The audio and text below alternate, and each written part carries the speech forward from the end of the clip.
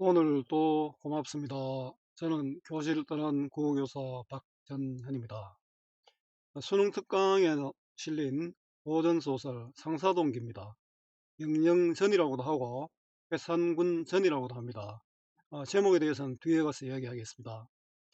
이 작품은 선비와 궁녀의 금지된 사랑 이야기입니다. 그런데 조선의 벽을 뛰어넘었습니다. 운영전이라고 있는데요. 운영전에도 선비와 궁녀의 사랑 이야기인데 두 인물이 전부 죽음을 맞는 비극적 결말입니다. 자, 상사동기에도 선비와 궁녀의 사랑 이야기지만 이 두 사람은 결혼해서 백년해로를 하는 행복한 결말을 맺고 있습니다. 도움되는 자료 만들어 보겠습니다. 구독, 공감 부탁합니다. 자, 길잡이입니다. 선비와 궁녀의 사랑 이야기. 자, 금지된 사랑. 작자 미상, 장사동기 영영정 해석. 자, 선비와 궁녀의 사랑 이야기입니다. 안평대군의 궁녀 운영과 소년 선비 김진사의 사랑 이야기. 운영전은 금지된 사랑이 들키면서 운영은 목을 메고 김진사도 운영의 장례를 치른 후 죽는다는 비극적인 내용입니다. 운영전을 패러디한 상사동기는 운영전의 비극적 사랑이 안타까웠나 봅니다. 궁녀와 선비의 사랑 이야기지만 선비, 김생과 회상군, 회상군은 성종의 아들입니다. 선비 김생과 회상군, 성종의 아들 궁녀 영영은 신분상의 차이를 극복하고 사랑을 이룹니다.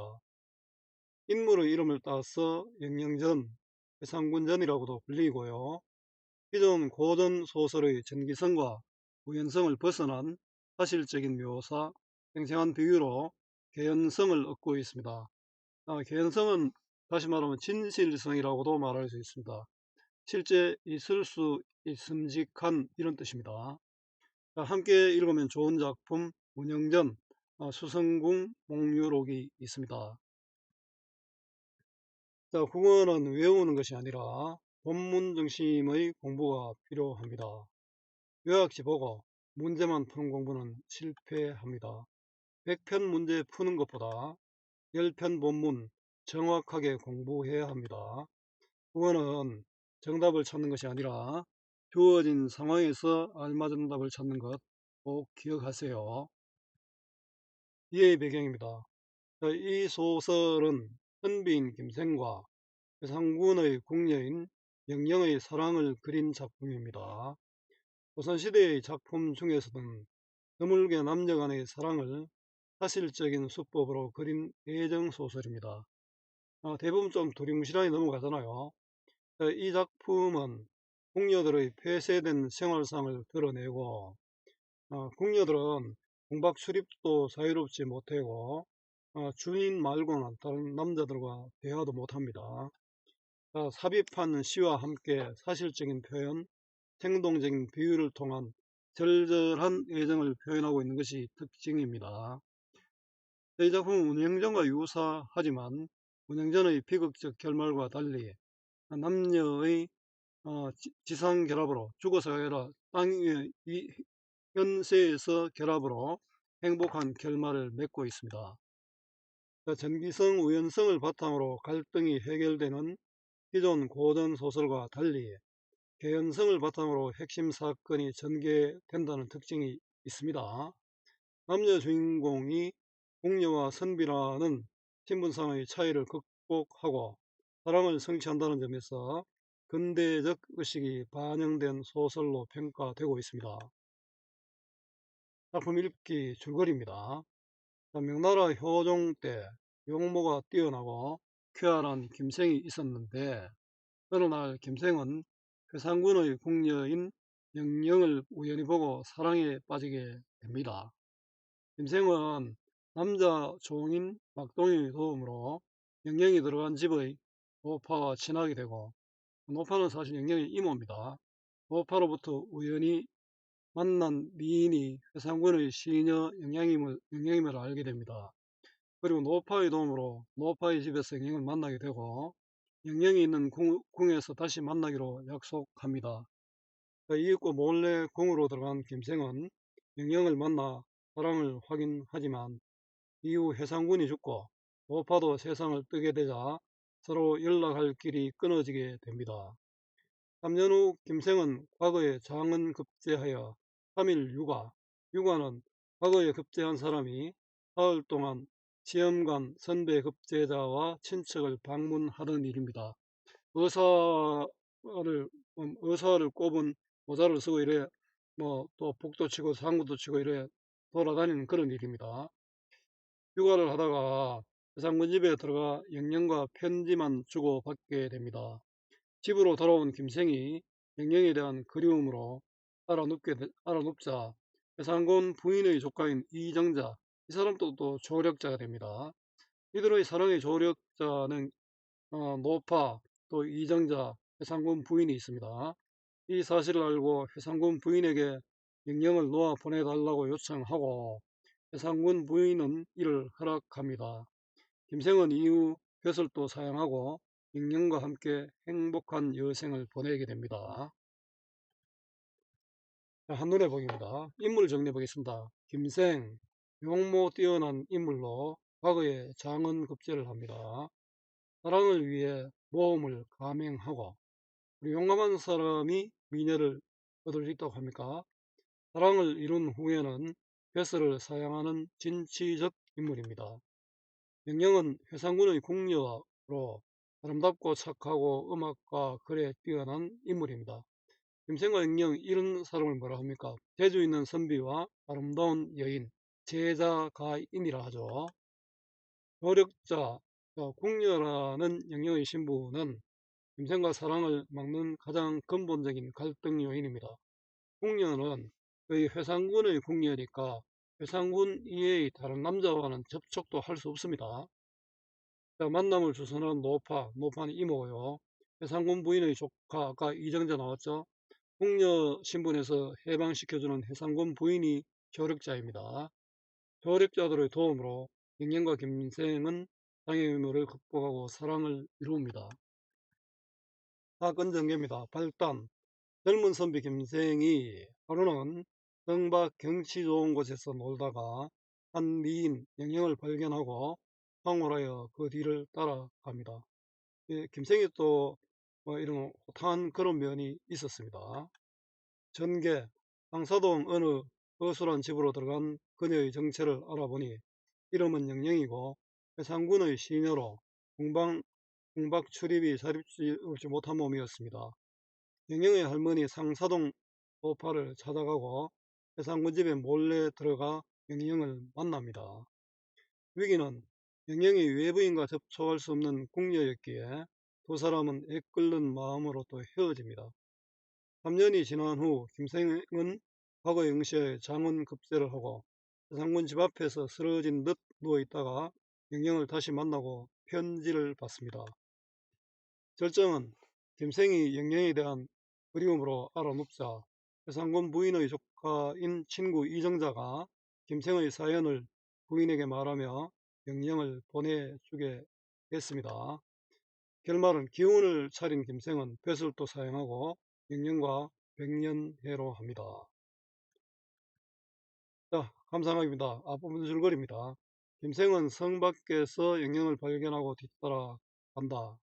회상군의 궁녀 영영이라는 사실을 알게 되고 소문난 풍류랑 김생은 취중에 말을 탄 채 왕자인 회상군의 시녀 왕자, 이게 성종의 아들이잖아요. 회상군이 영영을 목격한 후부터 그녀를 사모하던 중 영영의 이모를 통해 노파죠 만남의 계기를 마련하고 그녀를 기다립니다. 김생은 반신반의하면서도 기쁜 마음과 두려운 마음이 함께 일어났다. 여기서 이제 영영을 만날 수 있다는 거 그것 때문이죠. 반신반의는 믿으면서도 의심한다는 뜻이고요. 기쁜 마음은 기대감이죠. 두려운 마음은 의구심. 그 영영을 향한 김생의 마음을 직접적으로 제시했습니다.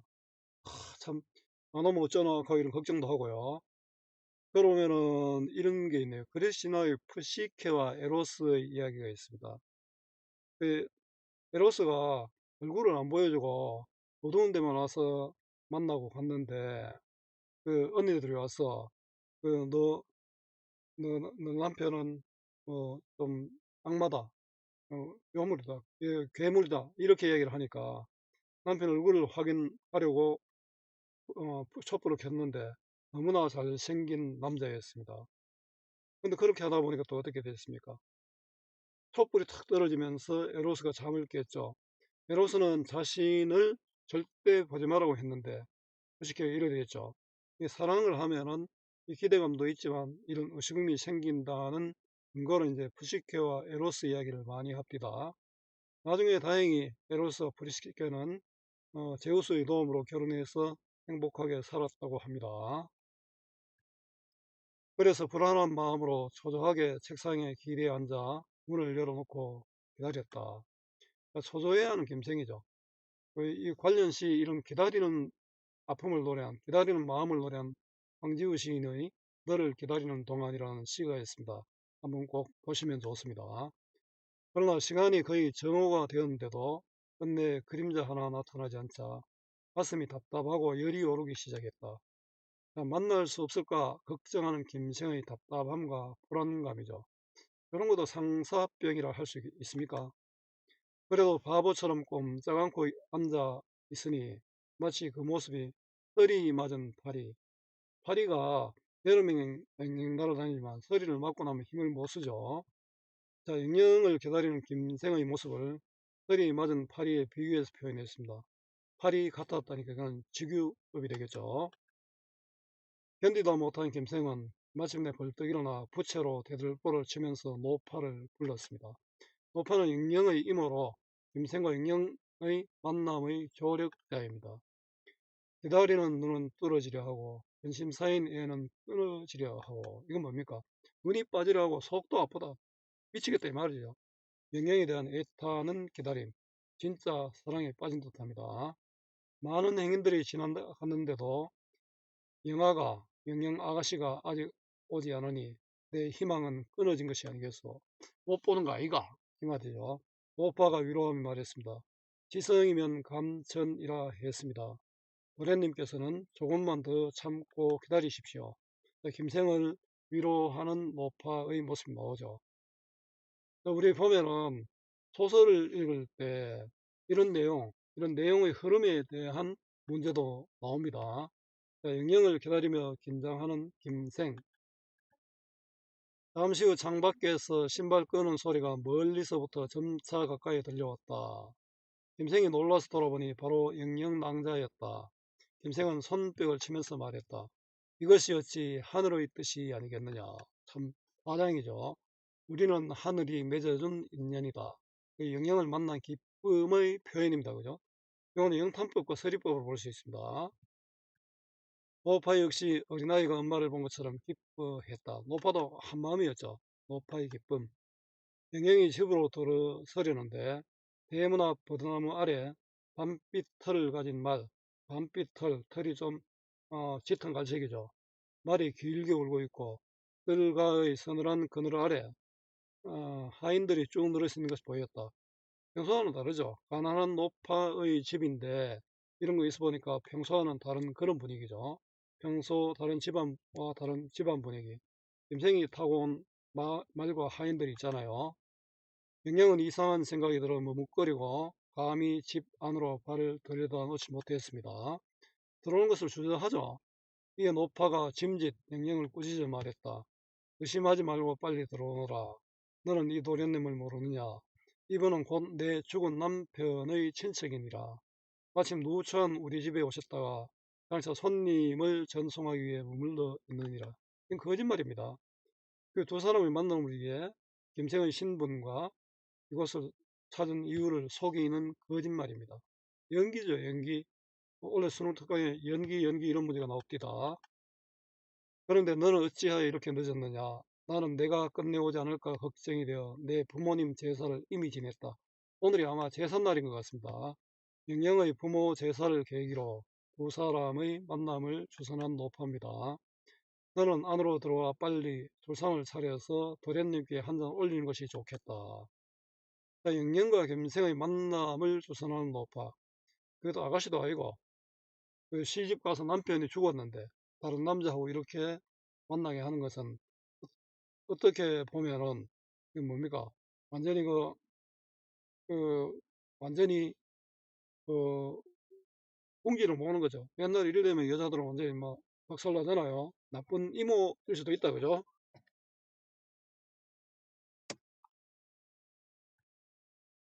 영영의 여심을 가라앉히며 술을 올리라고 말하는 노파입니다. 영영이 노파의 말대로 술상을 받들고 들어오자 노파는 김생과 함께 술잔을 주고받았다. 술이 반쯤 취할 즈음에 김생 영영에게 말했다. 왕자도 들어와 앉으시오. 나는 지나가다가 여기에 들른 것이오. 자신의 속마음을 감춘 김생의 연기입니다. 한 노파도 그렇고 김생도 연기를 하고 있습니다. 이거를 어떻게 보면은 유교적 사회의 제약, 여자, 특히 남편이 없는 여자는 여러 가지 이야기 많잖아요. 그런 여자가 다른 외간 남자하고 만났으니까 이거는 있을 수 없는 일이잖아요. 유교적 사회의 제약을 뛰어넘은 근대적 의식이 드러난다고 할 수 있습니다. 영영은 부끄러워 고개를 숙인 채 감히 마주 대하지 못했습니다. 이에 노파가 영영에게 말했습니다. 너는 공중에서 생장하여 세상의 정리가 어떤지 모를 것이다. 그러니까 주인 이외의 남자를 만날 수 없는 영역의 처지지 않습니까? 정리는 인정과 도리, 쉽게 말하면 세상의 이치를 모른다. 그러니 내 말 들어라.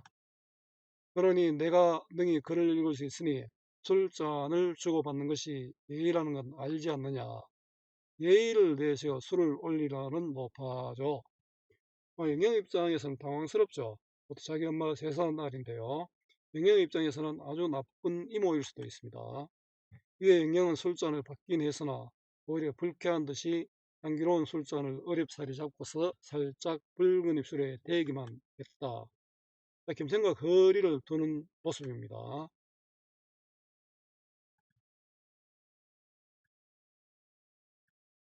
자, 김생과 거리를 두려고 하는 영영이고요. 앞에 특별한 화면이 나왔죠. 죄송합니다. 중략 부분 줄거리입니다. 두 사람은 회상군 댁으로 남몰래 들어가 인연을 맺지만 영영의 처지 때문에 헤어지게 되고 김생은 몇 년간 공부를 하여 장원급제한다. 자, 인연을 맺었는데 회상군 댁으로는 인연을 맺었는데 신분적 제약으로는 이별을 했죠. 인연을 맺고 이별했고 자, 김생의 장원급제로 그 다음에 또 다시 만납니다. 밤이 다 끝나갈 즈음에 새벽닭이 곱게 울며 날발길을 제쳐오고 멀리서 파루를 알리는 종소리가 은은히 들려왔다. 새벽닭이 운다는 것은 새벽이 왔다. 날이 셀 때다. 옛날에 통금 해제를 알리는 소리입니다. 그죠? 파루가 통금 해제를 알리는 소리죠. 새벽닭이 우니까 날이 샜다고 이제 날이 샜다는 종소리가 울립니다. 이 부분은 뭐냐면은 영년과 인연이 인연을 맺은 영년과 인연을 맺은 김생이 새벽이 되었으니까 떠나가야 할 시간이죠. 헤어질 시간이 가까워졌다는 뜻입니다. 다구름과 종소리는 떠나기를 재촉하는 상황입니다. 김생이 자리에서 일어나 옷가지를 챙겨 입고 탄식하며 다급히 말했다. 떠날 채비를 하는 거죠. 다급히 말하는 것은 떠날 시간이 되어 굉장히 급하죠. 좋은 밤은 괴로울 정도로 짧고 사랑하는 두 마음은 끝이 없는데 장차 어떻게 이별을 하리요. 이 시조 생각나네요. 동짓달 기나긴 밤 하늘을 베어내어 춘풍 이불 아래 서리서리 넣었다가 어른님 오신 날 밤이어든 구비구비 혈이라. 임과 함께하는 밤은 너무 짧고 임이 없는 밤은 너무 길죠. 바로 그런 이별의 아픔을 노래하고 있습니다. 이별하기 어렵다. 요 서리법이 쓰였죠 하리요. 이별을 앞둔 슬픔과 안타까움이 드러납니다. 궁궐문을 한번 나가면 다시 만나기 어려울 테니 이 마음을 어떻게 하리요. 궁궐 안에서 궁녀들은 외부인과 접촉하기 어려운 그런 궁녀의 생활입니다. 마음을 어떻게 하려? 내 마음 어떻게 할 줄 모르겠다. 그 서리적 표현입니다. 영영은 이 말을 듣고 울음을 삼키며 흐느끼더니 고운 손으로 눈물을 흩뿌리며 말했다. 영영도 지금 이별을 슬퍼하고 있습니다. 처음에는 거리를 두려 했지만 어쩔 수 없이 인연을 맺어보니까 잊기가 어렵죠. 방명, 미인은 팔자가 사납다는 말입니다. 미인, 방명 같은 말입니다. 아름다운 여인의 아픈 운명입니다. 흔한 서른의 교가에도 이런 내용이 나옵니다. 옛날부터 있었으니 비단 미천한 저에게만 그러한 것은 아닙니다. 살아서 이렇듯 이별하니 죽어서도 이렇듯 분통할 것입니다. 살아서도 이렇게 슬프게 이별하니 지금 이별한 것이 죽어서도 한이 될 것 같다. 죽어서도 잊지 못할 것이다.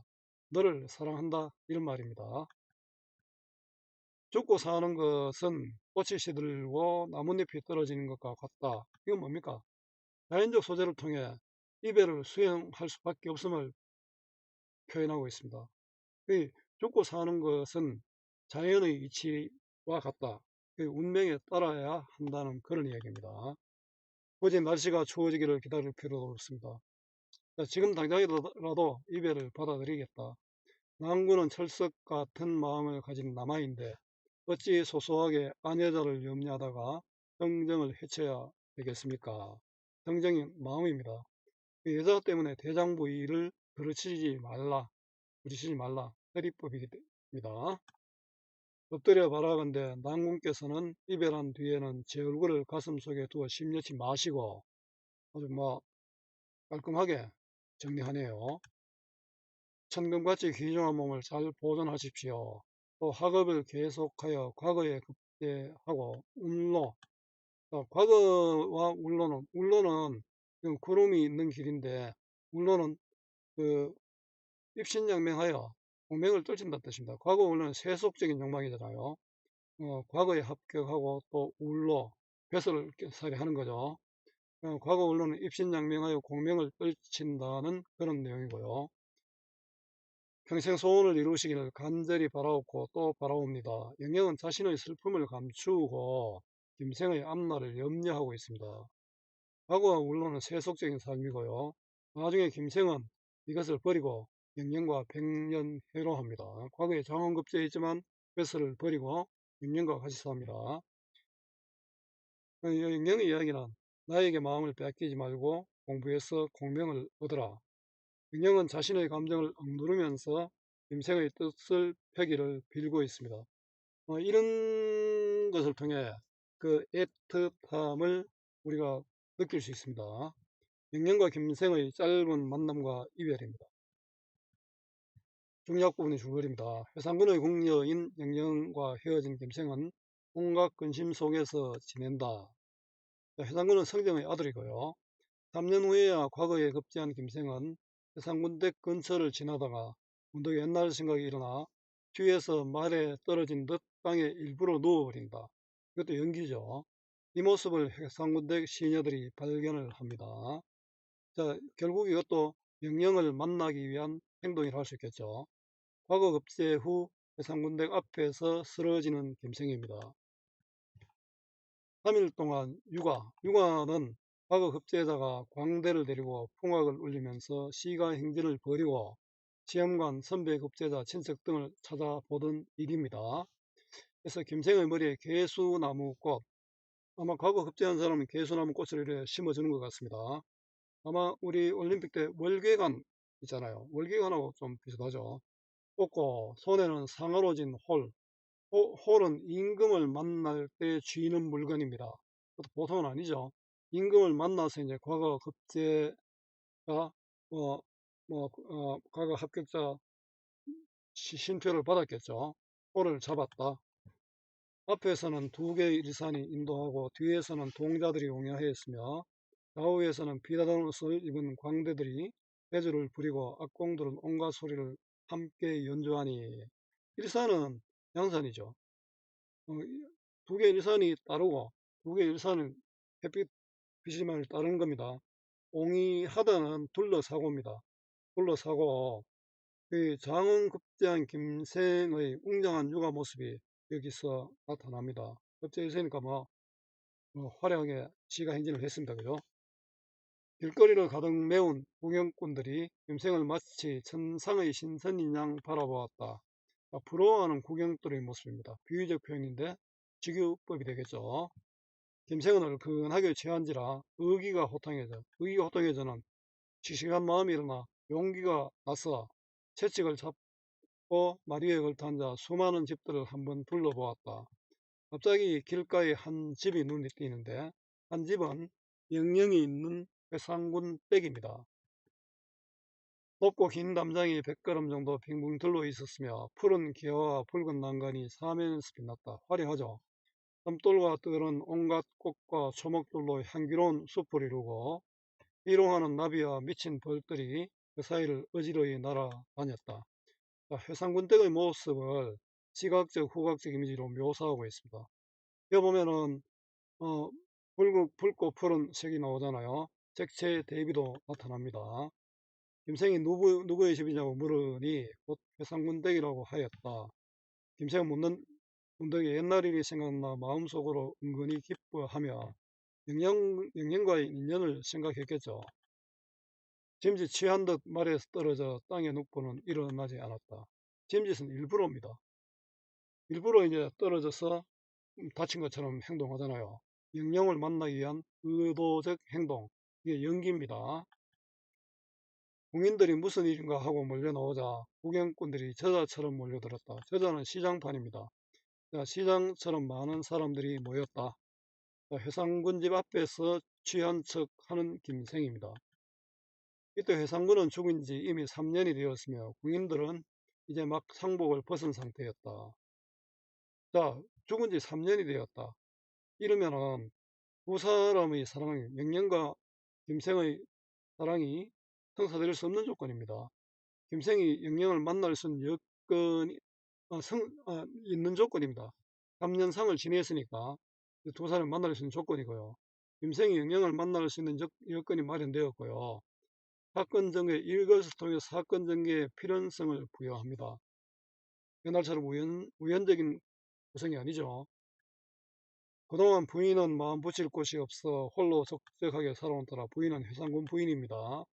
광대들의 제주가 보고 싶었다. 3일 육아를 축하하는 광대인데 이게 김생이 들어올 수 있는 기회가 됩니다. 김생을 보고 싶어서 나온 거 아닙니다. 그래서 시녀들에게 김생을 부축해서 서쪽과학으로 모시고 이게 바로 김생과 영영의 만남의 계기가 됩니다. 그 죽부인을 베개 삼아 직부인은 대나무를 이래 얽은 거죠. 여름에 더울 때 이래 대나무를 만지면 시원하잖아요. 대나무치를 안고 잔다고 죽부인이랍니다. 비단무늬 자리에 누이게 했다. 자, 이 만남도 해상군 부인이 제공한 겁니다. 영영과 김생의 관계를 알고 이러는 건 아니고요. 김생은 여전히 눈이 어질어질하여 깨닫지 못한 듯이 누워 있었다. 회상군 댁으로 들어가는 김생입니다. 이윽고 광대와 악공들이 뜰 가운데 나열하여 일제히 음악을 연주하면서 온갖 놀이를 다 펼쳐 보였다. 공중 시녀들은 고운 얼굴에 분을 바르고 구름처럼 아름다운 머릿결을 들이고 있었는데 주름을 걷고 보는 자가 수십 명이나 되었다.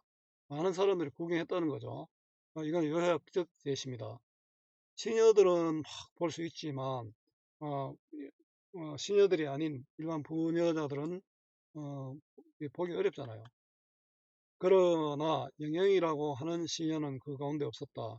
김생은 속으로 이상하게 생각하였으나 그녀의 생사를 알 수 없었다. 영영을 찾지 못한 김생입니다. 자세히 살펴보니 한 낭자가 나오다가 김생을 보고는 다시 들어가서 눈물을 훔치고 안팎을 들락거리며 어찌할 줄 모르고 있었다. 영영이 김생을 본 놀라움과 표현할 수 없는 안타까움입니다. 영영이 보니까 또 나와보니까 김생이잖아요.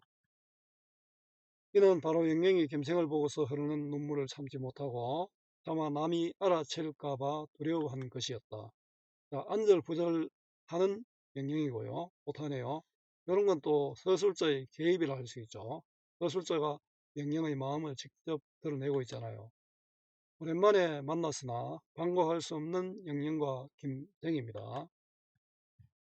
이러한 영향을 바라보고 있는 김생의 마음은 처량이 그지없었다.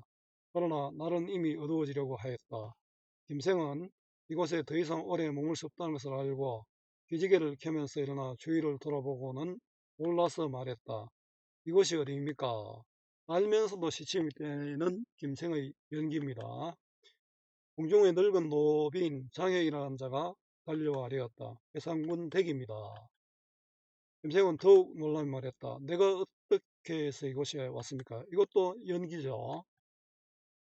장혁이 사실대로 대답하자 김생은 곧 자리에서 일어나서 나가려고 했다. 이때 부인이 술로 인한 김생의 갈증을 염려하여 영경에게 차를 가져오라고 명령하였다. 이게 두 사람의 만남의 계기입니다. 부인이 두 사람의 관계를 알고 그랬는 게 아니고, 아이고 이 선비가 술도 먹고 그랬으니까 목마르겠다 싶어가 차 한잔 주라 이랬죠. 이로 인해 두 사람은 서로 가까이 하게 되었으나 말 한마디도 못하고 단지 눈길만 주고받았을 뿐. 자, 외간 남자와 어울릴 수 없는 궁녀의 폐쇄적 생활입니다.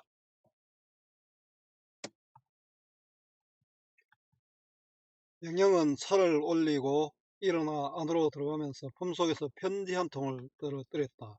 차는 회상군 부인이 쓰러진 김생을 위해 베푼 단순한 호의고요. 편지 한 통은 영영과 김생의 소통의 매개체가 됩니다. 이에 김생은 얼른 편지를 주어서 소매 속에 숨기고 나왔다. 말을 타고 집으로 돌아와 뜯어보니 그 글에 일렀다. 자, 재회와 김생에게 마음 전하는 영영입니다. 편지를 통해서 전하고 있죠. 방명한 영영은 재배하고 난군께 살해입니다. 저는 살아서 난군을 따를 수 없고 또 그렇다고 죽을 수도 없었습니다. 이런 걸 뭐라고 합니까? 진퇴양난, 진퇴유곡의 상황이라 할 수 있습니다. 그래서 자네만이 남은 숨을 헐떡이며 아직까지 살아 있습니다. 힘들게 살아왔다. 힘들게 살았다. 당신 때문에. 어찌 제가 성의가 없어서 난군을 그리워하지 않았겠습니까? 김생에 대한 그리움입니다. 사랑, 난 당신을 사랑했다. 서리법이죠. 영영의 솔직한 마음이 담겨 있습니다. 하늘은 얼마나 아득하고 땅은 얼마나 막막하든지 복숭아와 자두나무에 부는 봄바람, 봄바람은 첩을 공중에 가두고 오동에 내리는 밤비, 이건 가을입니까? 밤비는 저를 빈 방에 묶어 놓았습니다. 이거는 아마 그 계절감이 나타나죠. 자, 봄바람, 봄바람 아주 좋은 봄날이죠. 그 오동나무잎에 밤비가 내리는 가을이겠죠. 좋은 때나 나쁜 때나 갇혀 있을 수밖에 없는 궁녀의 삶입니다. 계절감, 봄과 가을이 나타납니다. 자, 이게 바로 궁녀는 이렇게 살아야 한다는 사회적 관습이잖아요. 두 사람 사랑의 장애물입니다. 오래도록 검은고를 타지 않았으니 검은고 갑에는 거미줄이 챙기고 화장 거울을 공연히 간직하고 있으니 경대에는 먼지만 가득합니다. 이거 삼인국에도 이런 구절이 나옵니까? 자, 검은고를 탈 이유도 화장할 이유도 없었다. 왜? 사랑하는 힘이 없었어. 검은고 상자와 거울로 자신의 처지를 드러내고 있습니다. 저는 해와 저녁 하늘은 지는 해와 저녁 하늘은 저희 하늘 돋우는데 영영의 슬픔을 돋우는 소재죠. 이런 거를 우리 객관적 상관물이라 합니다. 새벽별과 이지러진 달인들 제 마음을 염려하겠습니까? 내 마음을 염려하지 않더라. 새벽별과 이지러진 달도 나를 위로해주지 않았다. 세리법, 뻔한 질문으로 강조하는 거죠. 누각에 올라 먼 곳 바라보면 구름이 제 눈을 가리고, 장애물이죠 구름은. 창가에 기대어 생각 잠기면 수심이 제 꿈을 키웠습니다. 구름과 수심은 장애물입니다. 님을 보지도 못하고 근심 속에 살았다. 영탄법이네요. 망군이여 돈어법입니다. 어찌 슬프지 않았겠습니까? 서리법이네요. 영탄법, 돈어법, 서리법으로 화자의 자신의 정서를 표출하고 있습니다. 저는 또 불행하게 그 사이에 할머니께서도 돌아가시어 편지를 붙이고자 하여도 전달할 길이 없었습니다.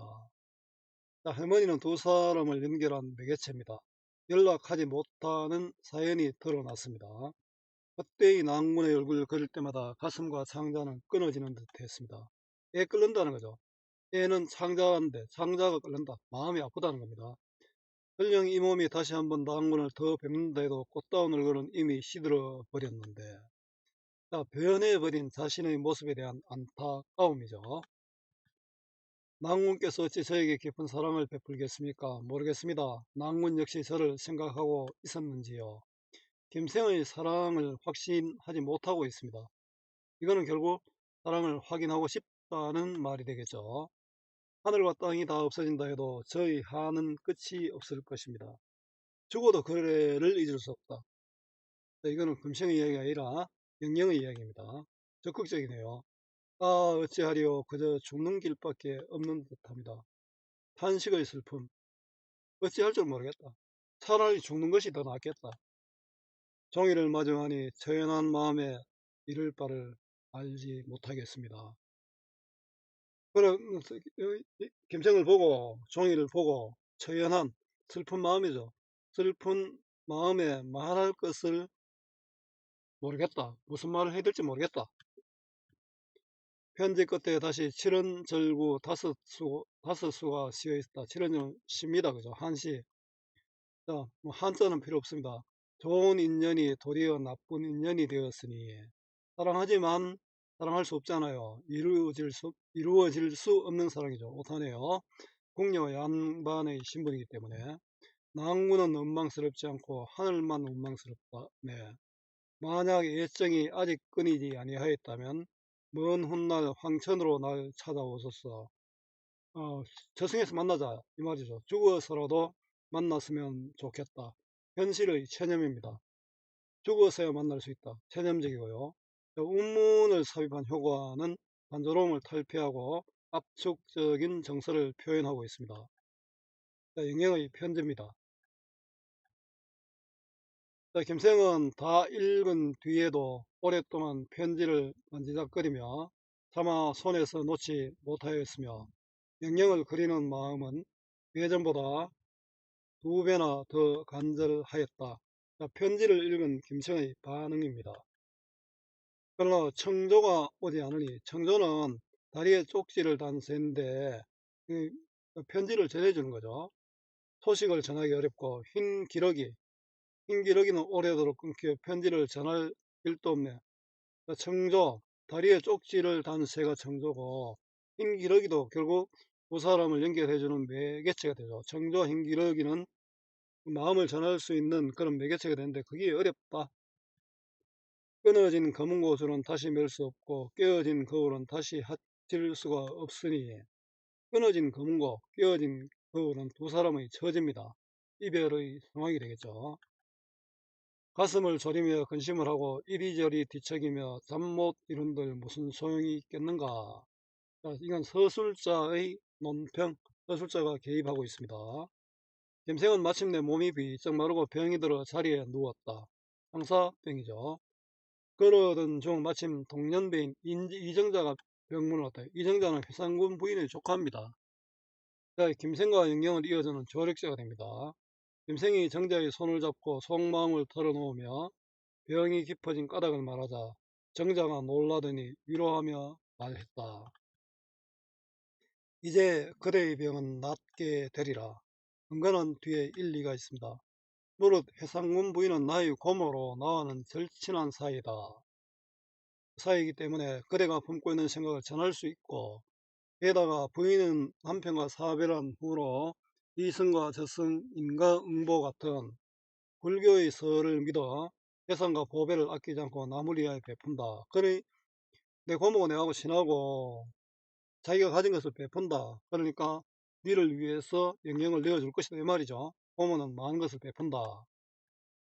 내가 그대를 위해 다시 영영과에 만날 수 있도록 일을 도모하겠다.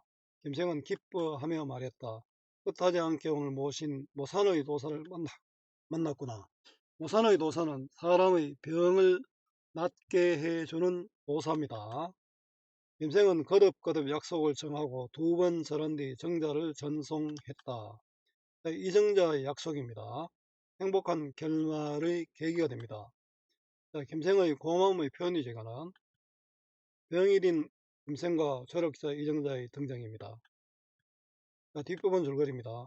해상군 부인은 이정자로부터 김생과 영영의 이야기를 듣고 내 어찌 영영을 아껴 사람을 죽도록 하겠느냐 라고 말하면서 영영을 김생에게 보내주었다. 김생은 수일 후 다시 기운을 차렸다. 공명을, 무기 공명이죠. 뭐 벼슬도 사용하고 장원급제했는데도 공명을 사용하고 영영과 더불어 평생 해로하였다. 김생과 영영의 사랑과 백년해로입니다. 자, 정리해 보겠습니다. 좀 오늘 길었네요. 고전소설, 한문소설, 염정소설이고 또 애정소설. 염정소설이 바로 애정소설입니다. 성격은 현실적입니다. 상당히. 또 낭만적이고 파격적이죠.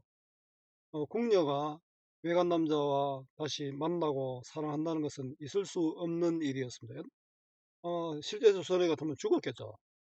이제는 어려움을 극복한 사랑의 성취, 신분의 차이를 극복한 김생과 영영의 사랑, 궁녀 영영과 선비 김생의 고난을 뛰어넘는 사랑의 실현입니다. 특징입니다. 궁녀 영영과 궁궐박 남자 김생 사이에 이루어지기 힘든 사랑을 그리는 애정소설입니다. 우연한 만남, 사랑, 이별, 다시 만남이라는 이야기의 구조입니다. 중심 갈등은 인물과 환경의 갈등, 개인과 사회의 갈등이죠. 개인과 유교 사회의 갈등 아닙니까? 이게 이제 사람을 통해 노파 회상군 부인, 그다음 회상군 부인의 조카 이정자죠. 인물의 행동과 심리에 대해 서술자의 주관적인 판단을 덧붙인다. 이런 걸 우리 서술자의 개입이라 합니다. 판소리에서도 상당히 많이 나옵니다. 서술자의 주관적 논평을 통해 인물의 심리가 드러납니다. 이 시점은 전직 작가 시점입니다. 운영전과 유사하지만 행복한 결말을 보여줍니다. 운영전에 나타나는 비현실적, 이런 걸 우리 비현실적 요소가 많은 걸 전기성이 있다 하죠. 전기성이 사라졌습니다. 궁녀들의 폐쇄적인 생활상이 드러납니다. 한시와 편지글을 통해 인물의 심리를 효과적으로 드러내고 있습니다. 사실적인 표현, 생동적인 비유로 애정을 표현하고 있습니다. 유교적 동목이 나타나지 않고 전기성을 벗어난 점에서 근대적 의식이 반영된 것으로 볼 수 있습니다. 유교적 동목이 나타나는데 그걸 꼭 지키지 않잖아요. 벗어날 수 있으니까. 자, 활동하기는 문제은행 활용하시면 됩니다. 수고 많았습니다. 제가 살아있는 한 좋은 자료로 보답하겠습니다. 어디서나 검색은 박전현입니다.